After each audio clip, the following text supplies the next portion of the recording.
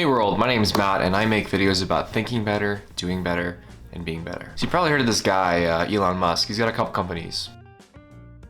And he's also the new richest man in the world. Now that I've got the channel introduction out of the way, I thought for the first official video I would talk about thinking from first principles. And I want to share with you 3 ways you can do it. But let's start from the beginning. What are first principles? First principles is the first basis of which a thing is known. So, by definition, a first principle is basically a thought that can't really be reduced any further. And we all have the ability to do this. It's just as time goes on, we forget how. When we're kids, you ask a lot of whys. Why mom? Why dad? We're challenging assumptions. We're trying to understand. As we learn and grow, we draw conclusions and they become sometimes ingrained in us. They become foundational beliefs. And sometimes those beliefs are beliefs you have about yourself, and sometimes those are beliefs about the outside world. Whatever the case may be, you start holding on to them and you start building any further conclusions from those previous assumptions. Thinking from first principles is a great jumping off point from other mental models, and I think you gotta get this right before you move on to the next thing. So every once in a while, I think it's important to challenge the assumptions that you build your further beliefs on. There's actually a lot of successful people that you know that will do this, not just meme stock guy, Elon Musk.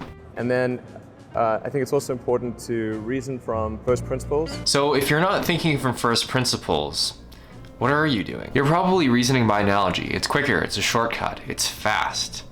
And in a fast-paced world, fast is key. But even in a slower world, that's what we did. You go with what you know. We're mimetic creatures, and so we have a tendency to copy. At the end of the day, we're just imperfect copies of one another. And even though we have the propensity to copy, there are a lot of people that do think differently. It's like, once we think we know what we know, we stop challenging them. We just believe it to be this truth that carries forward. So back to this guy, Elon Musk. He has recently popularized first principles thinking again. From a physics point of view, I mean, he is an engineer after all. It's how he's building rockets and digging some tunnels. So how can you reason from first principles? I'm gonna give you 3 ways. Number one is you wanna challenge all your assumptions. All of them. If your assumptions are incorrect, the basis for any future thinking is not going to be accurate. And challenging your assumptions is not some new idea. In the 1600s, Rene Descartes said that he would systematically doubt everything he possibly could until what he was left with was indoubtable truths. That sounds pretty hard. And it kind of is. Disclaimer, I'm not an expert. These are my thoughts. Start by writing down all your major assumptions about a problem, and by writing them out, you can take inventory of your current beliefs. I think likely you're gonna look at them at first and think that, these all seem right. Then I would say make sure you've actually got all your assumptions down there, because chances are there's gonna be ones that don't stand up. And take note of all these assumptions. There may be some first principles in there, although I don't really think there are many to begin with. So once you've done that step, and you've written down your assumptions, you're gonna want to distill them down even further. And my guy Elon's got a really boring way for you to do this. It's called the semantic tree. So once you've got your original assumptions, those assumptions are gonna be built on other assumptions as well, and you start to distill them down. So the next step is to take your assumptions and distill them down even further. You need to systematically doubt your current truths. You can think of this as simplifying your assumptions further, and you are going to end up with some sort of tree. To distill this further, you can use a technique called the 5 whys, which I'll get into next. And while distilling down your assumptions, keep in mind Occam's razor. Among competing hypotheses, the one with the least amount of assumptions is probably correct. And then you gotta keep going. You just gotta keep going. The idea in the end is to get to some immutable fact. While looking at your assumptions, try and find areas where you may be reasoning by analogy. Like I said, it's quick.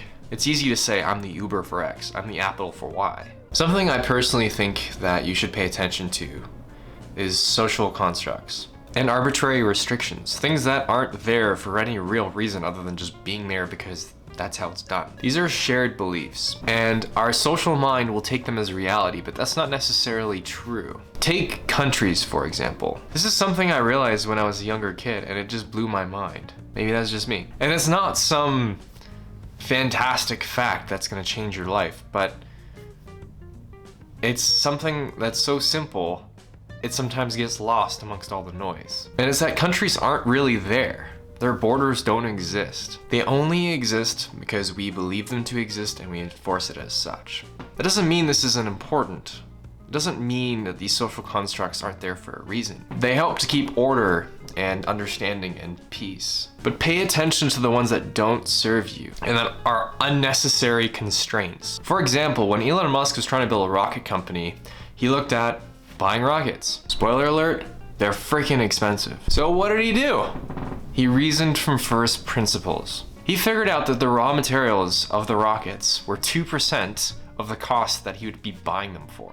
So these were some arbitrary constraints, and he just thought, you know what?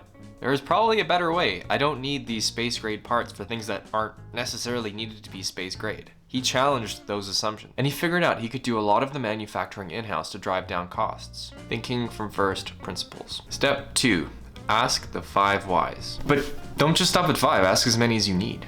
The 5 whys is a common problem-solving tool that you've probably heard before. And if you have kids, it probably feels like the 500 whys.